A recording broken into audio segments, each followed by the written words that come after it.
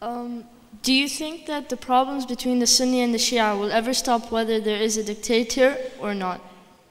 Who would you like to answer that? Both of them. Judge Galloway, you want to try that?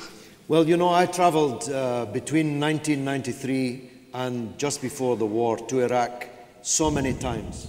I never met one person who ever told me they were a Sunni or a Shia. I'm with a friend here. I met families who were both.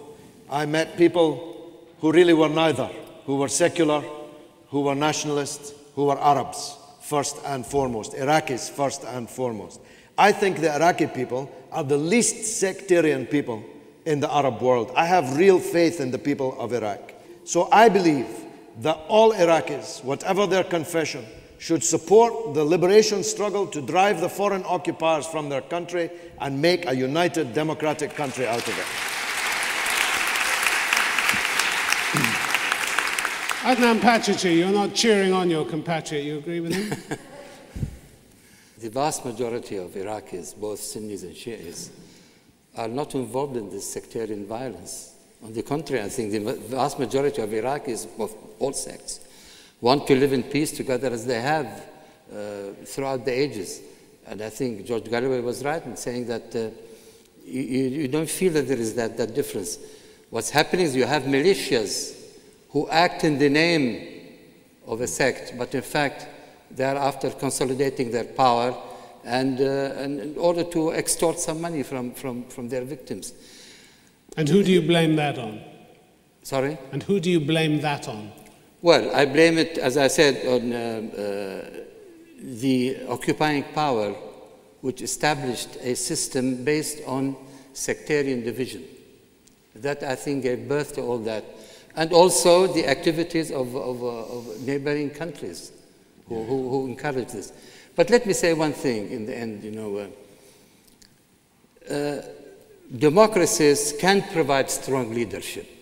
We have seen that so often in the United States, in Britain, and so many democratic countries.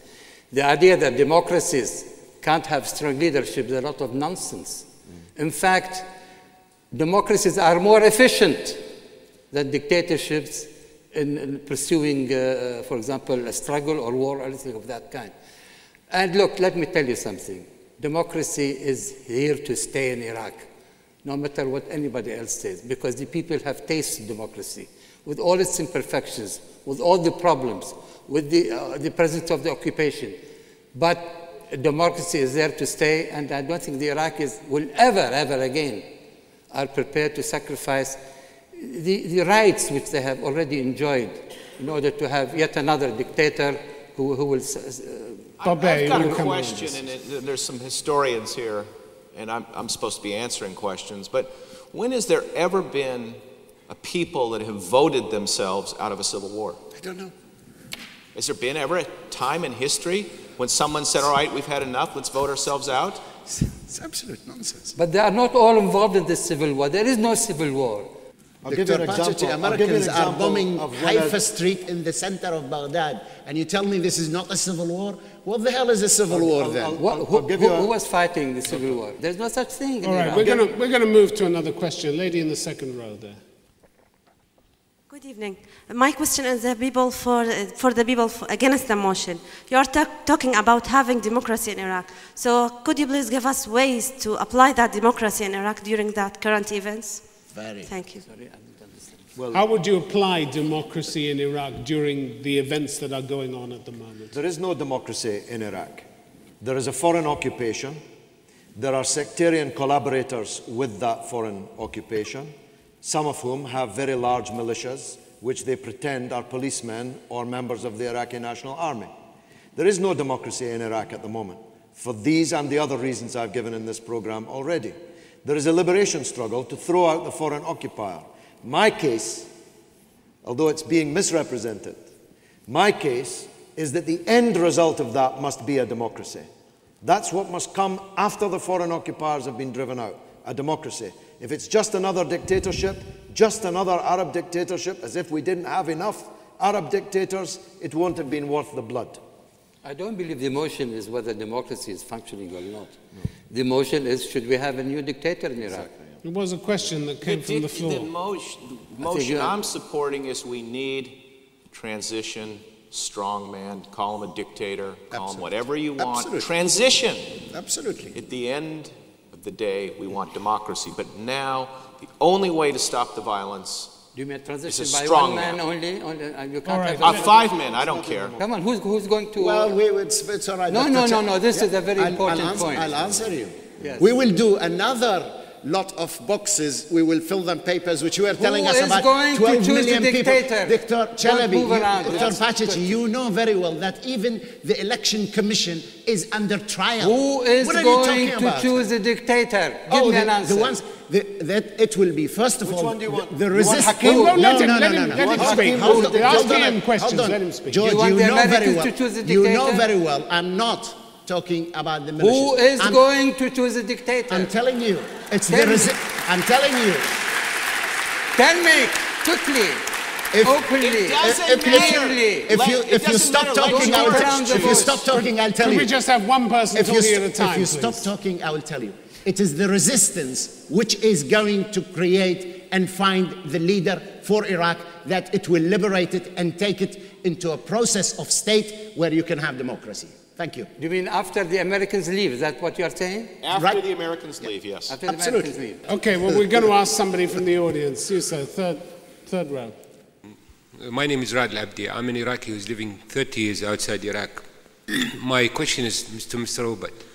What do you think, knowing what you know about Iraq, what Condoleezza Rice has said, creative chaos, is it planned by the American to look like that? Or I wish I could tell you that what's happening in Iraq was planned. It would appear to be some competence in the U.S. government. There isn't any. You look at, there's a New York Times came out with an article. They called around everybody in Washington and said, do you know that the difference between a Shia and a Sunni? And nobody knew the difference. Unfortunately, the United States went into Iraq having no idea about the country. Let's face the facts. And we're paying a price. You can say it was for oil, you can say it's chaos, you can say it's racism, but the United States didn't know. We're misled into this war. Let's stick to the facts. And the question is, how do we get out? And I, as an American, I have a superficial knowledge of Iraq and the Middle East. We need the rule of law and a strong man who will take control of the streets so the Iraqis can go back and live and then make their own democracy. With the Americans gone, I agree. You can't have foreign occupiers in Iraq making democracy. I'd like to hear your position, if we may, on the motion. I think actually Iraq needs a strong man, but he doesn't have to be a dictator. That's a dictator. All right, yeah. Dictator is a bad word in the English language, as much as I understand. It's a bad word. It's a strong man. But it's the word that you signed up for.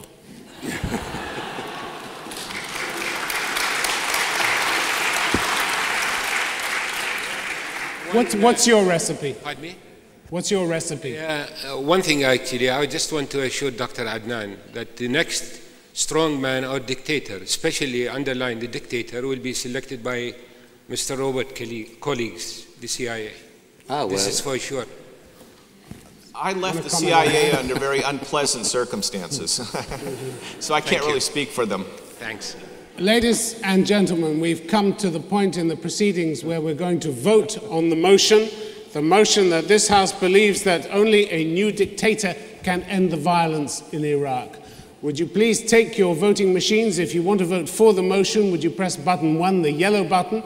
If you want to vote against, please press button 2, the red one. And would you please do it now? Through the wonders of modern science, your vote will be transmitted to our computers and we'll get the results shortly. And here are the results coming up now on the screen.